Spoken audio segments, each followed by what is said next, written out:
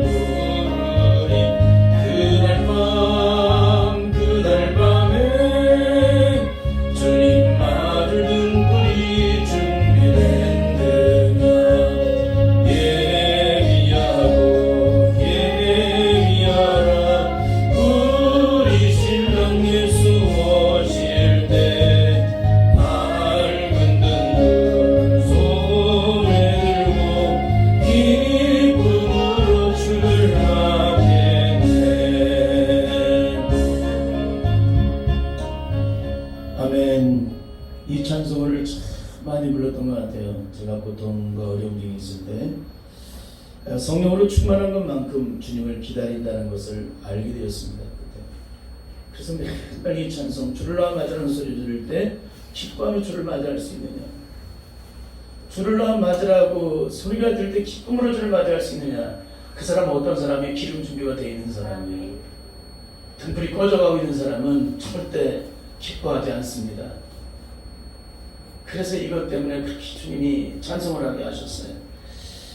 항상 깨어 기도하며 거룩한 기름을 준비한 사람은 주님 맞이할 준비가 되기 때문에 걱정이 없어요. 그 사람은 충만한 능력 가운데 거하는 사람입니다. 이런 삶을 살기 원하죠. 그날 밤에 영화로운 혼인자리에 기뻐하며 할렐루야 찬송 부르리.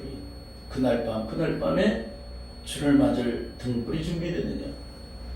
지금 너무나도 존귀한 찬송이에요. 오늘날 이 시대 속에서 과연 우리가 어떻게 해야 될 것인가? 과연 우리가 지금 믿고 있다고 하는 이 믿음이 과연 온전한 믿음이고 하나님 나라에 들어갈 수 있는 믿음일까?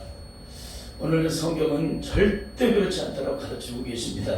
그래서 오늘은 마태복음 25장 1절에서 13절의 말씀을 통해서 하나님 나라에 들어가는 영적 기준 16번째, 어떻게 영적으로 준비가 되어야 신랑 되신 예수를 맞이할 수 있나? 어떻게 이성적으로 준비가 아니라 어떻게 영적으로 준비가 되어야 신랑 되신 예수를 맞이할 수 있나? 주님이 세우신 그 영적 기준은 무엇인가? 오늘 이런 제목으로 말씀을 나누도록 하겠습니다. 오늘은 성탄주일입니다. 하나님의 아들 예수께서 하늘 보좌를 걸치고 낳고 천한 이 땅에 오신 이유는 그것은 우리를 영원한 저주와 고통과 죽음으로부터 심판으로부터 자유함과 노임과 해방을 주기 위하여, 그래서 우리를 구원하심으로 그 영광과 축복을 누리게 하시기 위해서 이 땅에 오셨다는 거예요. 그러므로 죽음의 세력이 부활의 주님을 더 이상 주장할 수 없게 된 것처럼 예수 그리스도의 부활의 생명을 얻은 자들은 반드시 이 저주와 고통과 심판 속에 매여있는 자가 아니라 그 저주의 죽음으로부터, 과거에 묶였던 그 절망의 고통으로부터 우리는 모두가 다 자유함과 노임과 해방을 얻는 그 누리는 삶을 살아야 한다는 거예요. 왜 그럴까요? 예수 그리스도 안에 있는 생명의 성령의 법이 죄와 사망의 법에서 우리를 해방시켜 주기 때문에 그래요. 해방. 그러니까 구원받았다는 것은 죄와 사망으로부터 해방된 자, 이성적으로 지식적으로 이론적인 것이 아니라 그는 영적인 능력으로 실제적으로 내 안에 이루어져야 한다는 거예요. 그래서 오늘 예수 그리스도 믿고 거듭났다고 말하면서도 여전히 과거의 고통 속에 매여있고 과거의 관습을 따라 몸에 젖어든 대로 살아가는 사람은 절대 예수님 안에서 성령으로 말미암아 구원의 생명을 얻은 사람이 아니라는 거예요. 성령의 인도를 받는 사람은 반드시 죄와 사망의 법으로부터 자유함과 노임과 해방을 얻는 거예요. 성령은 뭐예요? 예수 그리스도의 영이세요. 부활하신 예수 그리스도의 영이 이 땅에 오셔서 우리 속에 들어와 계셔서 능력으로 행하시기 때문에 우리는 더 이상 사망에 매일 수 없다는 거예요. 그렇잖아요. 나는 매일 수 있지만 하나님의 말씀은 매일 수 없고, 하나님의 성령이 오신 것은 귀신의 세력이 떠나가게 돼 있어요. 하나님 말씀이 선포된 곳에, 또한 성령이 임하신 곳에 귀신의 세력이 떠나가야 견디지를 못하죠. 그분은 거룩의 영이시잖아요. 그분은 창조의 영이시잖아요. 그러니까 그분의 영이 임하신 곳에는 어둠의 세력, 어둠이 존재할 수 없어요. 그분은 빛이시기 때문에. 그러니까 빛이 오면 어둠 뭐야? 순식간에 도망가 버리죠. 깜깜한 방에 여러분 들어갈 수 있으면 형광등 한번 켜보세요. 그건 태양도 아니고 영원한 빛이 되신 하나님도 아니세요. 근데 깜깜한 방에 스위치 하나만 눌러도 어때요? 온 곳이 다 드러나요. 드러날 때 어둠 속에 덮여있던 것들이 보면 다 실체가 드러나요. 이게 빛이에요, 빛. 그 빛이 오면은 우리 안에 숨겨질 수가 없어요. 그 안에 감춰지고 숨겨졌던 것이 빛이 오니까 다 드러나잖아요, 확인하게. 그러니까 예수님 앞에 서 있는 사람은 절대로 숨겨지지가 않아요. 그러니까 예수님, 우리가 기도를 하는 거는 뭐냐면은 빛 대신 예수님 앞에서 나를 드러내는 거예요.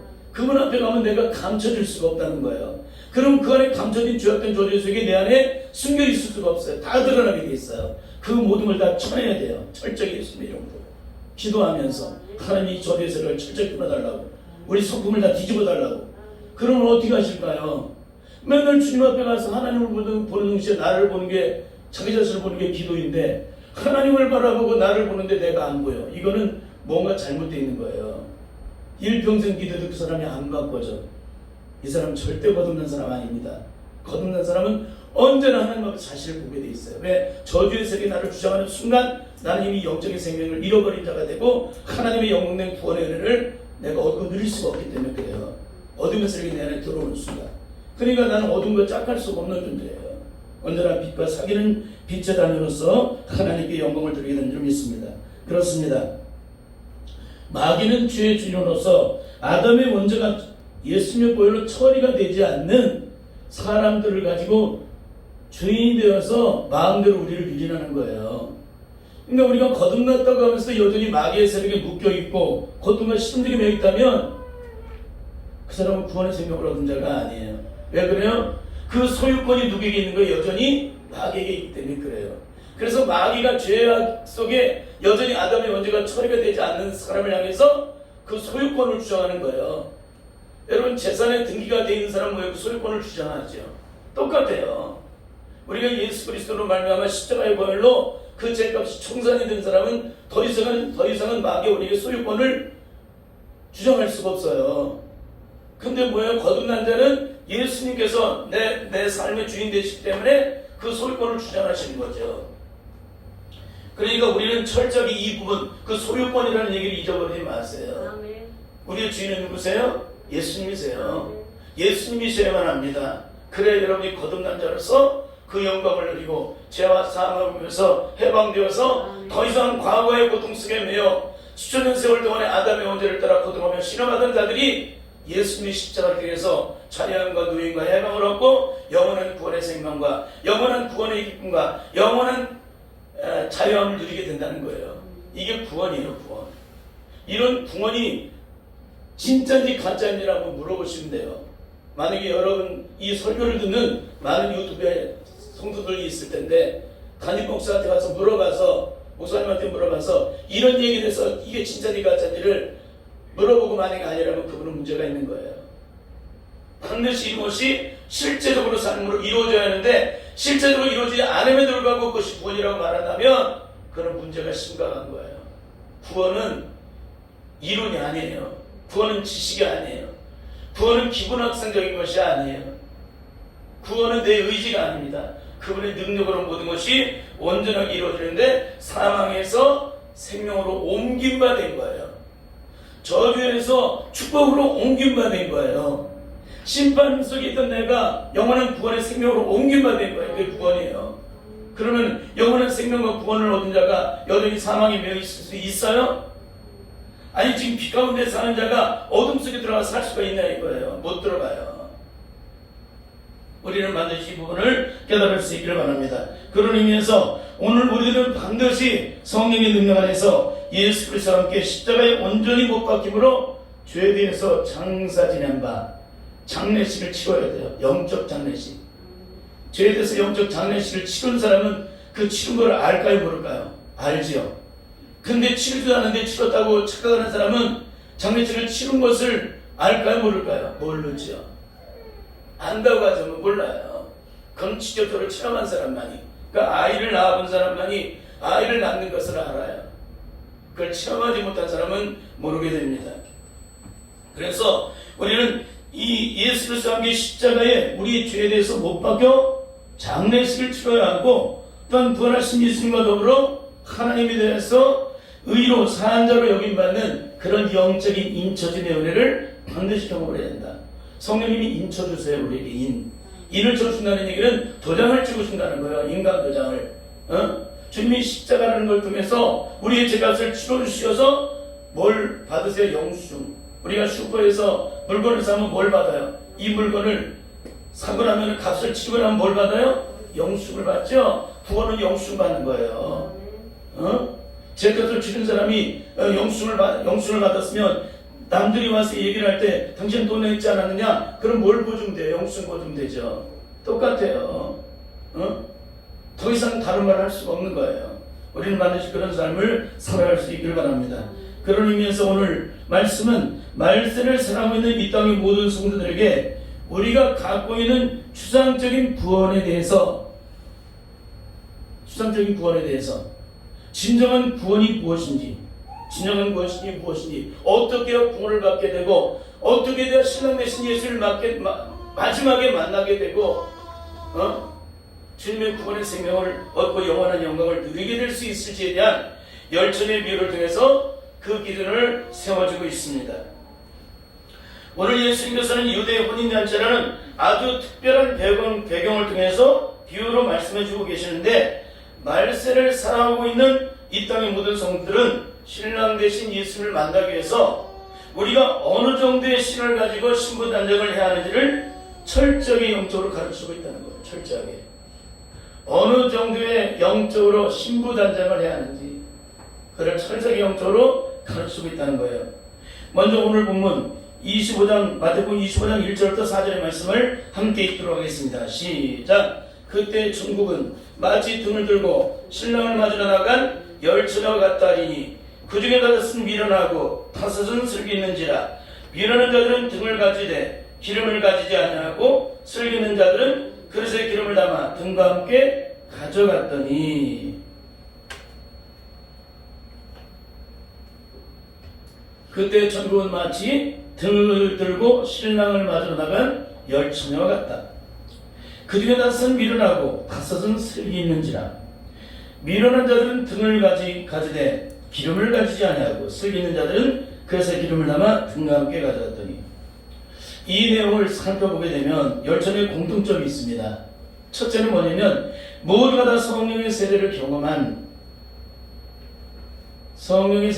사람들이라는 거예요. 그 이유는 다 등을 가지고 있죠. 등을 가지고 있어요. 등불을 밝힐 등을 가지고 있어요.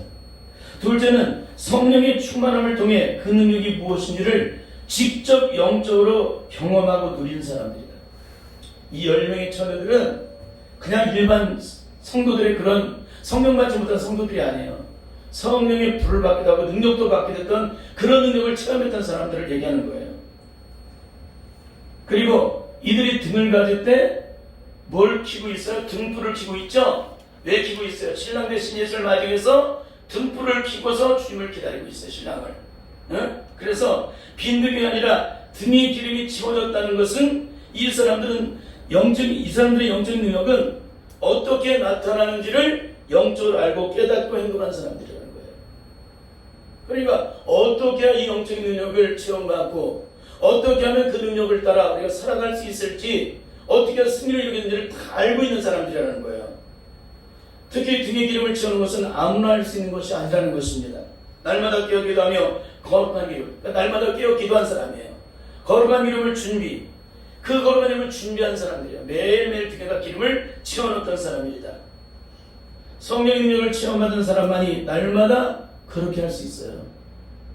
그 능력이 무엇인지를 아는 사람만이 그 능력을 체험받아요. 여러분 요즘에 난로를 떼고 막 그러잖아요. 난로에다 뭘 집어넣어요? 기름 집어넣잖아요. 기름이 떨어지면은 이 추운 겨울에 더 이상 따뜻해질 수 없다는 걸 알고 있죠? 그러면 집안에 있는 가장은 뭘 준비해? 제일 먼저 기름 땔감 먼저 준비하잖아요. 그렇죠? 이 땔감 준비하는 거예요. 그 땔감이 떨어지면 다 얼어서 병이 나게 되죠. 그걸 아는 사람만이 그 겨울을 준비할 수 있어요. 땔감을. 마찬가지예요. 영적인 싸움에 어떻게 하면 승리를 이룰지를 아는 사람만이 영적으로 준비를 해요. 기름 준비를. 근데 이분들은 다 그런 사람이었다. 그런데 오늘 내용의 말씀을 살펴보니까 그 내리는 결국은 무엇인가? 성령 세례와 성령의 충만함의 능력을 날마다 체험해도 결국 신랑 되신 예수를 만나지 못하는 사람이 있다는 거예요. 그 중에. 그런 성령을 받지 못한 사람은 아예 주님을 만날 수 없는 거고, 성령을 받은 사람들 중에 그 중에도 예수를 만나지 못할 자가 있다는 것을 얘기해주고 있어요. 이 말은 성령을 받고 그 능력을 체험했다고 다 천국에 들어가는 것이 아니라는 거예요. 다 들어갈 수가 없다는 거예요. 예수님께서는 그 이유를 비유로 말씀해주고 계시는데, 특히 모두가 다 성령의 세례를 받고 충만을 받은 사람들 중에서 그것을 구별해주고 계신다는 거예요. 성령의 충만을 받아서 그 능력 속에 살아가고 있는 사람들 중에서 그것을 구별해주고 있어요. 이게 기가 막힌 얘기입니다. 그러면 슬기 있는 다섯 처녀와 미련한 다섯 처녀의 영적인 구별은 무엇일까요? 그것은 슬기 있는 다섯 처녀는 뭘 가지고 있어요? 등에 기름이 채워진 상태에서도 뭘 준비했어요? 등 위에 기름병을 준비했다고, 기름병을. 그런데 뭐예요? 민원가사죄는 등에 기름만 채우고 준비했다는 거예요. 너무너무 중요한 거예요, 이 얘기가 지금. 제가 지금까지 하는 설교가 세상에 많은 설교하고 다른 이유가 뭐냐? 오늘 여기에 초점이 맞춰져 있기 때문에 그래요, 여기에. 그래서 이런 설교를 하는 겁니다. 여러분, 여기에 등에 기름을 채워서 등불을 밝히고 있다는 것은 날마다 주님의 십자가 앞에 엎드려 성령의 능력과 은혜를 간구하여 그 능력으로 체험받는 삶을 날마다 살아간 사람들을 의미하는 거예요. 그러니까 열처녀가 다 그런 사람이죠. 그런데 오늘 예수님께서 등에 기름만 체험받는 것으로 만족하고 이것 가지고 다 되겠지 라고 자신 스스로 그 구원의 안개를 세워놓고 살아가는 사람은 절대 신랑 되신 예수님을 맞이할 수 없다는 거예요. 그걸 선을 그어주고 계세요.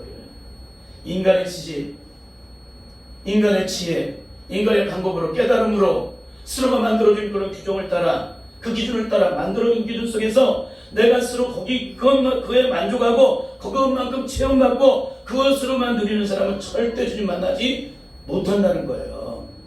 오늘 너무너무나 중요한 설교예요. 이거 한 번 들어서는 안 됩니다. 설교를 반드시 수번이고 세번이고 10번이고 이 설교가 내 안에 영적 능력이 될 때까지 들으셔야 돼요. 여러분, 천국에 들어가는 기준은 인간의 지식과 일상 경험의 모든 한계를 벗어나는 영역이라는 거예요. 하나님께서 세우신 구원의 기준이 인간의 알량한 인간의 지혜, 인간의 방법, 나름대로 성령의 은혜를 받고 능력을 받았다고 그 한계를 세워진 한계에 하나님께서 모든 기준을 세워놓으실까요?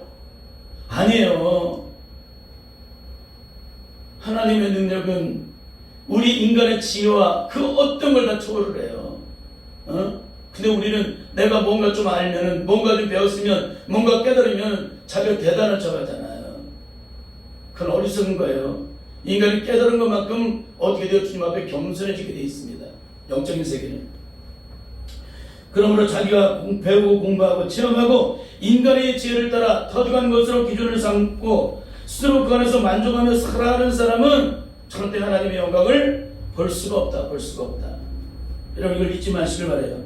주님이 세우신 천국 기준을 볼 때 과연 우리가 가지고 있는 이 구원의 기준은 맞는 것인지 틀린 것인지를 한번 살펴볼 수 있기를 바랍니다. 살펴볼 수 있기를 바라요. 첫째는 예수님을 믿는다고 말했다고 나 예수 믿었다고 다 천국에 들어가나? 들어갈까요? 두 번째, 나는 주님으로 인해서 성령을 받았어. 그렇다고 해서 다 천국에 들어갈까요? 세 번째, 성령 충만을 받고 그 능력으로 나는 매일매일 살아왔어. 그렇게 살아왔다고 다 천국에 들어갈까요? 지금까지 배운 거하고는 전혀 다른 얘기를 하네. 그렇죠? 오늘 예수 믿으면 천국 간다고 얘기했고 마지막 죽음 임종 앞에서 그냥 뭐 앵무새가 따라서 말을 하듯이 주님 나 잘못했어요. 나는 죄입니다. 그 죽음 앞에서 그런 얘기했다고 천국 갔대. 너무너무 기가 막힌 거예요. 마귀의 세력은 얼마든지 우리의 능가기를 가릴 수 있어요. 얼마든지 가려요. 얼마든지. 다음에 설교들이 다 내용 올라와요. 너무 기가 막히죠? 그러니까 오늘 성령의 충만을 받고 그 능력으로 살아간다고 다 천국에 들어갈까? 답은 뭐예요? 절대 아니라는 것입니다. 그것은 인간의 기준이지 절대 하나님의 기준이 아니라는 것입니다. 오늘 주님께서는 인간이 가지고 있는 그 모든 기준의 한계를 뛰어넘는 영적인 기준이 있다는 거예요. 하나님이 세우신 그 영적인 기준, 오늘 주님이 세우신 그 영적인 기준을 우리가 통과를 하지 않게 되면 절대 주님을 만날 수 없다. 천국에 들어갈 수가 없다. 마치 다니엘과 그 세 친구가 느부갓네살 왕 앞에서 하나님께서 우리를 건져주시지 않는다 할지라도, 그리 아니하실지라도 나는 왕의 근신상 앞에 절하지 않겠나이다. 우리가 기도하면 반드시 하나님이 우리를 구원해 주신 것을 믿어. 그래도 그리 아니하실지라도 하나님이 우리를 건져주시지 않는다 할지라도 나는 왕의 근신상에 절하지 않겠습니다. 이게 무슨 믿음이에요? 인간의 기준을 초월한 믿음이죠. 인간의 생각과 상식과 모든 기준을 초월한 거죠. 이런 믿음이 없이는 하나님의 영광을 볼 수가 없다. 동시에 명년 이맘때에 아들이 있으라는 그 말씀이 있었습니다. 이런 얘기를 할 때 어떻게 될까요? 과연 아기를 낳을 수 있을까요? 없을까요? 그럼에도 불구하고 이 아브라함은 어떻게 해요? 명년 이맘때 아들이 있으라는 그 말씀 앞에 그 불가능 가운데서도 하나님의 능력을 바라보고 순종하게 됩니다. 그럴 때 명년 이맘때 누가 태어나요? 독자 이삭이 태어나게 되죠. 근데 뭐예요? 하나님은 아브라함에게 처음으로 그 아브라함의 젖어서 약속하신 게 뭐예요? 내 후손을 하늘의 별보다도 바다의 모래보다 더 많게 하시겠다 그러는데 그 약속이라는 이삭을 통해서 하늘의 별보다도 바다의 모래보다도 더 많은 후손을 주겠다고 약속하셨는데 오늘 하나님께서는 아브라함에게 독자 이삭이 청소년 되었을 때에 모리아 땅의 한 산에 올라가 그 이삭을 제물로 바치라는 거예요. 번제로 바치라고 얘기를 합니다. 그런데 오늘 이 아브라함은 어떻게 해요? 그 명령 앞에서 하나님의 약속이 다 파기가 되죠. 그러니까 모든 것들이 다 파기됨을 알고도 그 자식을 끝까지 하나님 앞에 제물로 바치려 해요. 이게 뭐예요? 우리의 상식과 기준과 인간이 세워진 모든 것을 초월하는 그런 삶을 살아가지 않는다면 우리는 절대 하나님의 영광을 볼 수가 없다. 이것이 하나님께 세우신 구원의 기준이라는 거예요. 구원의 기준. 이런 믿음이 우리에게 영적으로 없으면 하나님의 영광을 볼 수가 없다. 인간의 의지를 따라, 인간의 계산을 따라, 인간의 지혜를 따라 만들어진 기준은 인간의 욕심에 썩어질 욕심을 따라 만들어진 인간의 지혜일 뿐이지. 그래서 성령의 능력이 오셔서 우리에게 그런 것들을 깨닫게 했을지라도 오늘 주님께서 세우신 이 기준을 지켜나가지 않는다면 우리는 반드시 멸망길로 갈 수밖에 없다는 것입니다. 그런 의미에서 오늘 열천의 비유는 바로 다니엘과 그 세 친구 또 아브라함 도저히 인간의 모든 영역을 다 가지고 이해될 수 없는 그런 상황에서 하나님의 약속을 믿는 다니엘의 세 친구와 아브라함의 믿음과 같은 맥락을 가지고 있다고 할 수가 있습니다. 오늘 쓰기 있는 다섯 초는 우리의 생각에는 이것이면 충분해. 이 정도면 주님 오시겠지. 이 정도면 주님이 오시겠지. 아마 그들이 준비한 건 기름은 아마 자정까지 아니면 나름대로 시간을 정해놓고 이 정도까지 오시겠지. 보통 우리 예식이 이 정도면 다 끝나지 않아? 그런 생각이 기준을 한 거예요. 그 정도는 준비했다는 거예요. 이들이 미리 다 준비를 했다는 거예요. 근데 문제는 뭐예요? 주님께서는 이 정도로 충분해? 그 정도로는 안 된다는 거예요. 이것 가지고는 안 되겠지라는 그런 영적인 능력, 그런 은혜, 그런 심정으로 기름을 준비한 자만이 어디로 들어가요? 하나님 나라에 들어간다는 것, 신랑 되신 예수를 맞이할 수 있는 것을 가르치고 있습니다. 이것을 영적으로 한마디로 표현한다면 충만 후에 충만을 더하는 삶. 뭐라고요? 충만 후에 충만을 더하는 삶. 충만해요. 충만해서 넘쳐요. 근데 충만 후에 충만을 더하는 삶. 하나님 능력에 능력을 더하시고 충만 후에 충만을 더하시고 오늘 내게 채우는 것이 잔이 넘치지만 하나님의 능력 속에 더 많은 것들로 내게 더 흘러 넘쳐서 강물을 이루도록 역사해달라고. 그 삶이에요. 그 영이 흘러 넘치는 거죠. 그러니까 충만 후에 충만을 더하는 삶, 믿음 위에 믿음을 더하는 삶. 그게 누구예요? 아브라함이죠. 그게 다니엘의 세 친구죠. 능력 위에 능력을 더하는 삶. 제가 이 얘기를 핸드폰에 이렇게 써놔, 핸드폰 보면 열면 그런 내용이 충만 후에 충만을 더하는 삶, 성령의 충만 위에 충만을 더하는 그런 내용을 이렇게 적어놨어요. 근데 어떤 분이 그런 얘기를 해요. 충만이면 충만이지 무슨 충만이면 충만이냐고. 이 사람이 영적 세계를 눈꽃만큼도 모르는 사람이에요. 충만이 뭔지도 모르고 충만이 뭔지도 모르는 사람이에요. 여러분, 악한 마귀와 악한 위기 세력과 처절한 영적 싸움을 해보지 못한 사람은 충만의 능력을 받아야 하는 이유를 몰라요. 처절한 싸움, 죽음, 이 수많은 날들을 매 순간마다 영적으로 치열한 영적 싸움을 해보지 않은 사람은 몰라요. 이 얘기를 아무리 말해도. 여러분, 그렇습니다. 악한 마귀는 단 1분 1초도 쉬지 않고 우리를 공격해요. 내가 승리했다고 승리 얻어져서 마음을 내려놓는 순간 마귀는 그 순간에 무방비 상태로 나를 공격을 해요. 그게 마귀예요. 마귀가 우리를 봐준다고요? 우리의 사정과 형편을 봐준다고요? 절대 봐주지 않습니다. 마귀는 우리를 죽이고 삼키려고 멸망시키려고 입벌레 달려든 존재예요. 그 존재가 우리를 봐줘요? 매일 이렇게 나를 무너뜨리고 나를 멸망시키려 내 은혜를 상실하도록 만들고 받았던 모든 충만의 은혜를 다 잃어버리도록 만들어버리는 존재인데 그게 마귀의 전공이고 마귀가 존재하는 이유인데 어떻게 마귀가 우리를 봐줘요. 그런데 너무나 안타까운 것은 그것도 모르고 이런 얘기를 하면 잘 깨닫지 못하고 그렇게 얘기하는 사람을 많이 봤습니다. 여러분, 그럼 성경 속 인물 중에 성령 충만을 더하는 삶을 준비하지 못하고 이 정도면 되었지라고 하다가 마귀의 세력에 처절하게 패배를 당한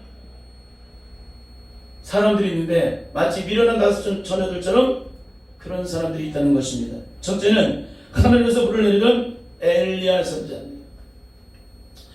엘리야 선자는 850대 1의 갈멜산 영적 전쟁에서 승리를 이룬 사람이에요. 하늘에서 불을 내리게 함으로. 근데 엘리야가 어떻게 무너집니까?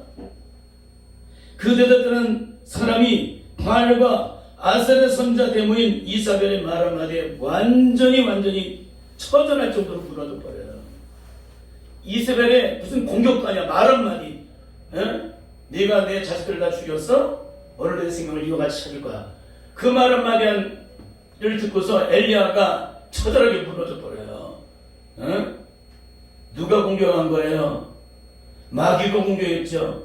그러니까 엘리야가 그 두려움에 광야로 막 피해서 한 로뎀마 마을에서 숨어가지고 차라리 주님 촉하오니 나를 죽여주세요. 그렇게 기도를 해요. 그 대단했던 엘리야가. 왜 그래요? 충만 후에 충만을 더하는 삶을 살 때는 이런 결과를 맞이한다는 거예요. 오늘 설교 너무너무 중요한 거예요, 이거. 충만 후에 충만. 그래서 승리에 도취되니까 어떻게 해요? 아합에 비가 내리는데 아합에 맞춰도 더 빨리 달려나가요. 그 정도로 충만했어요, 이 엘리야가. 그런데 그랬던 사람이 승리에 도취되고 다 되었다, 다 끝났다라고 하는 순간에 마귀가 공격을 하는 거야. 제가 하루 이틀 이걸 경험했을 것 같아요. 영적 싸움이 처절한 시간 속에 나를 쥐고 깨뜨리는 시간 속에 마귀는 한두 번 나를 공격한 게 아니에요. 이 처절한 싸움에서. 그리고 오늘 내가 섰을 때 넘어질까 조심해야 돼요. 오늘 내가 영적으로 승리했다고 그랬을 그때에 오늘 하나님 것으로 끝나면 안 돼요. 기도원에서 사역을 할 때도 사역을 꼭 끝나고 나면 영적으로 샤워를 해요. 그리고 하나님 오늘 이런 사역을 다 했는데 내게 생명과 능력을 더하셔서 하나님의 영광을 드러낼 수 있게 하도록 기도를 해요. 왜? 그 사역이 끝난 다음엔 단침이 빠져버려요. 그럴 때 끝나버리면 마귀를 공격할 때 무방비 상태가 됩니다. 그럴 때 어떻게 돼요? 또다시 무장을 해야 되겠죠? 사역을 끝나고 나서 또다시 무장을 해야 돼요, 영적으로. 그리고 우리는 매일 순간 영적으로 무장해야 돼. 끝났다고 끝나는 게 아니야. 영적 싸움은 죽을 때까지 이 싸움은 끝이 나질 않아요. 응? 여러분, 이게 오늘 엘리야가 승리했다고 도취될 때 180도로 완전히 뒤집어져 버리는 일이 된 거죠. 여러분, 마귀는 이렇게 우리를 무너뜨려요. 마귀는. 어떻게 우리가 이 마귀의 세력과 싸워 이길 수가 있겠어요? 엘리야를 무너뜨렸는데. 여러분, 그렇습니다. 이 악한 마귀는 우리가 다 되었다고 하는 그 순간에, 무자가 되는 순간에 그 순간을 교묘하게 공격을 해서 0.001%도 안 돼요. 그 순간에 찰나에 우리를 공격을 해서 우리의 마음과 생각을 이렇게 공격을 해가지고 무너뜨려버립니다. 그렇습니다. 악한 마귀가 오늘도 하늘에서 불 내리게 만들었던 엘리야도 이렇게 교묘하게 무너뜨리고 이빨레를 들고 하나님과 직접 대면을 하고, 그래도 말도 듣지 않고 하나님을 원망했던 이스라엘 백성들을 무려 40년 동안 처절한 광야에서 인도했던 모세를 가나안 땅을 얼마 두고 어떻게 해요? 반석에서 물을 내서 백성들을 먹이라는 하나님 명령 앞에서 원망을 하면서 백성들 앞에서 반석을 쳐버리잖아요. 그 혈기로 모세는 어디를 못 들어가요? 가나안 땅을 못 들어가요. 이게 하나님이세요. 이게 하나님의 심판이에요. 근데 우리가 예수 믿으면 천국 가요? 물론 천국 가지요. 그러나 그 믿음이 어디 있느냐? 오늘 그 믿음의 기준을 통과하지 못하게 되면 천국을 들어갈 수가 없다. 여러분 그렇습니다. 이렇게 기도의 사람, 하나님과 합한 자, 기도의 사람 다윗이에요. 다윗은 기도로 해서 만전만승을 이룬 사람이에요. 언제나 하나님의 뜻을 물었던 사람이에요. 근데 다윗이 어떻게 무너져요? 맨날 연전연승을 이루는 가운데서 마귀는 교묘하게 다윗을 무너뜨려요. 우리 안에 바사바를 범하게 만들어서 처절한 피를 나라는 쿠데타가 일어나게 되고 그 피값을 받게 되죠. 이게 하나님의 심판이에요. 하나님의 심판. 여러분 이렇게 처절한 가운데 있는 우리들, 이렇게 악한 마귀가 이렇게 이 성경에서 나오는 아주 대표적인 인물도 이렇게 무너뜨린다면 이 세상에 안 무너질 사람이 어디 있어요? 안 무너질 사람이 다 무너지지. 다 실패를 하지. 근데 예수님이 나를 대신에 싸우신데, 자매님 오늘 예수님과 함께 동행하세요? 예수님이 오늘 대신하여 싸워주실 거예요. 그럴까요? 맨날 패배를 당하고 맨날 의도 터지고 맨날 고통 속에 심중에 온통 고통과 심중에 매여 있으면서도 자기 자신도 그런 삶을 살면서 남들에게 그런 말을 하는 거예요. 이런 거짓된 위선된 믿음, 거짓된 믿음 안 돼요. 철저히 성령 안에서 내가 온전하게 살아가고 있을 때 그때 얘기를 해야지. 자기가 진정으로 승리한 얘기를 해줘야지. 자기가 실패한 얘기를 해줘. 자기도 실패하고 넘어지는 얘기를. 어떻게 기독교가 자기 실패한 얘기를 해주는 게 기독교입니까? 자기 예수님으로 승리한 얘기를 해줘야지. 이건 오늘도 능력이라고 말하는 안타까움이 있습니다. 그러기 위해서 오늘 우리들이 어떻게 거룩한 신부로서 단장을 해야 하는지를 말씀을 통해 살펴볼 수 있기를 바랍니다. 5절에서 10절을 함께 읽도록 하겠습니다. 5절에서 10절 시작. 신랑이 더디 오므로 다 졸며 잘세. 신랑이 더디 오고 있죠? 다 졸며 잘세. 밤중에 소리가 나되 보라 신랑이로다 맞으러 나오라 하매 이에 그 처녀들이 다 일어나 등을 준비할세. 미련한 자들이 슬기는 자들에게 이르되 우리 등불이 꺼져가니 너희 기름을 좀 나눠달라 하거늘 슬기는 자들이 대답하여 가로되 우리와 너희의 쓰기에 다 부족할까 하노라. 차라리 파는 자들에게 가서 너희 쓸 것을 사라 하니 저희가 살아간 동안에 신랑이 오므로 예비했던 자들은 함께 혼인잔치에 들어가고 문은 닫힌지라. 5절의 말씀 보니까 신랑은 내가 원하는 시간에 절대 오지 않는다는 거예요. 언제 올까요? 신랑이 원하는 시간에 오겠죠? 우리가 기도했지만 내가 원하는 대로 이루어지지 않을 때 우리는 어떻게 돼요? 실망하게 되죠. 그리고 스스로가 무너지게 되죠. 다 졸며 자게 된다는 얘기는 우리의 신앙이 이렇게 무너질 수 있다는 것입니다. 그리고 이 다 졸며 잘 때 어떤 일이 벌어져요? 무방비 상태가 이루어지게 되죠. 영적 위기를 의미하는 것입니다. 그런데 이렇게 무방비 상태에서 모든 것이 다 풀어져 있을 때 누가 오셨을까요? 그때 바로 신랑이 오셨다는 얘기를 해요. 이것은 우리가 전혀 예측할 수 없는 모든 상식과 지식과 경험을 뛰어넘는 시간에 그분이 오신다라는 것을 말씀해 주시는 거예요. 신랑이라고 하는 소리에 열처녀는 어떻게 해요? 모두가 다 잠에서 깨게 되죠. 그리고 자기를 단장하고 이제 등불을 보니 모든 걸 살피게 되겠죠. 근데 문제가 뭐예요? 신랑을 맞으러 가려면 반드시 이 등불을 밝혀 나가야 되는데, 맞으러 나가야 되는데, 문제가 뭡니까? 모든 처녀의 등이 꺼져가고 있었다는 거예요. 등불이 꺼져가고 있다. 응?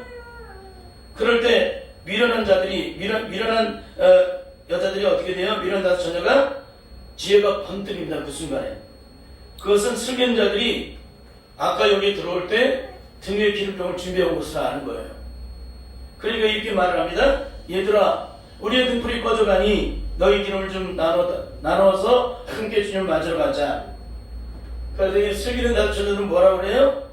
이 땅의 모든 것을 다 양보해도 영적인 양보할 수 없어. 영적인 사람은 그렇습니다. 이 땅에 있는 육신의 모든 것들은 다 양보를 해요. 그게 돈이든지 무엇인지. 누가 억울하게 손해를 끼쳐도 손해를 당합니다. 그게 거듭난 자들이에요. 근데 영적인 일만은 양보를 안 해요. 이건 죽기 살기를 싸워서 승리를 해야 되기 때문에 그렇습니다. 그래서 승견자들은 그렇게 말을 해요. 이것을 나눠 쓴다면 우리 모두 쓰기에 다 부족할 거야. 그러니 차라리 파는 데들에 가서 너희 쓸 것을 사와라. 그렇게 얘기를 해요. 그러다 미련한 다섯 소년은 어떻게 돼요? 밖으로 열심히 막 뛰어나가서 기름을 사러 가게 되는데 그때 누가 오세요? 신랑이 오세요. 신랑이. 그럴 때 숙인 다섯 소년은 등 위에 준비된 기름병에서 기름을 등에 넣고 등불을 밝히고 혼인잔치에 들어가게 됩니다. 그럴 때 혼인잔치 문은 어떻게 해요? 닫히게 되죠. 지금까지 그렇게 열심히 신앙생활, 정말 성령의 충만한 삶을 살았는데 뭐 때문에 이 여인들은 못 돌아간 거예요? 등 위에 기름병을.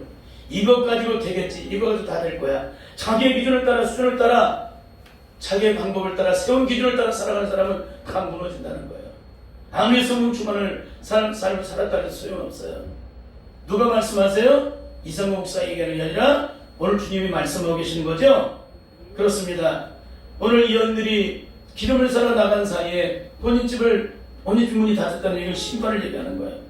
죽음이 임하게 되면 우리의 힘으로 어떤 것도 바꿀 수가 없다는 걸 얘기하는 거예요. 죽음의 세력이 임하게 되면. 여러분, 미련한 다처는 어떻게 되었을까? 11절 12절을 함께 읽겠습니다. 시작. 그 후에 남은 처녀들이 와서 가로되 주여 주여 우리에게 열어주소서. 대답하여 가로되 진실로 너희에게 이르노니 내가 너희를 알지 못하더라 하였느니라. 기가 막힌 얘기예요. 슬기는 미련한 다처녀도 정말 열심히 있는 신앙이에요. 특별하게 구별된 사람들이었어요. 근데 이 처녀들이 못 들어간다는 거야. 이게 천국은 자기 기준을 따라, 자기 의식을 따라, 자기의 세운 것을 따라, 자기 경험을 따라 살아가는 사람은 절대적으로 그것이 은혜의 영역이든 그 어떤 영역이든 절대 못 들어간다는 거예요. 주님의 말씀대로만 우리가 준비해야 된다. 말씀대로만 그대로만 순종하면 된다. 그런 얘기예요. 이것이 바로 예수님이 세우신 천국에 들어가는 신랑 대신 예수님 맞이할 수 있는 재림신앙의 결국이에요. 그러면서 이렇게 결론을 맺어주고 있죠. 13절 시작. 그런즉 깨어있으라 너희는 그날과 그 시를 알지 못하느니라. 시편 40편 20절에 보면 종교의 전하 깨닫지 못하는 자는 멸망하는 짐승 같다. 종교의 전하 깨닫지 못하는 사람은 멸망하는 짐승 같다. 오늘 이 말씀 듣고 깨닫지 못하는 자는 멸망하는 짐승같이 될 거예요. 절대 이런 사람을 살아서는 안 됩니다. 이것 가지고 되겠지, 다 되겠지. 등에 기름병을 준비하지 않는 사람은 반드시 오늘 미련한 다처녀처럼 심판을 받게 될 거예요. 오늘 성령 충만에 충만을 더하는 사람, 능력에 능력을 더하는 사람, 은혜에 은혜를 더하는 삶을 살아 반드시 슬긴 다처녀들이 신앙 대신 예수를 맞이한 것처럼 우리 또한 그런 삶을 살아감으로 하나님의 영광을 볼 수 있기를 바랍니다. 기도하겠습니다. 주님 감사합니다. 오늘 우리의 삶이 영적으로 많은 것들을 영적으로 구별하여 분별하여 하나님 우리의 영적인 승리와 실패가 어떻게 오는지를 악한 마귀의 지간이 있었는지 우리가 어떻게 준비가 되어 있는지를 말씀을 통해 나눴습니다. 하나님 우리 사랑하는 귀한 성도들이 이 말씀을 듣고 반드시 영적으로 이 능력을 체험받아 이렇게 영적으로 준비되어서 신랑 대신 예수를 맞이할 때 기쁨으로 주를 맞이할 수 있는 그런 영적인 충만한 사람 되어 하나님께 영광 돌리게 없어서 예수님의 이름으로 기도드립니다. 아멘. 아멘.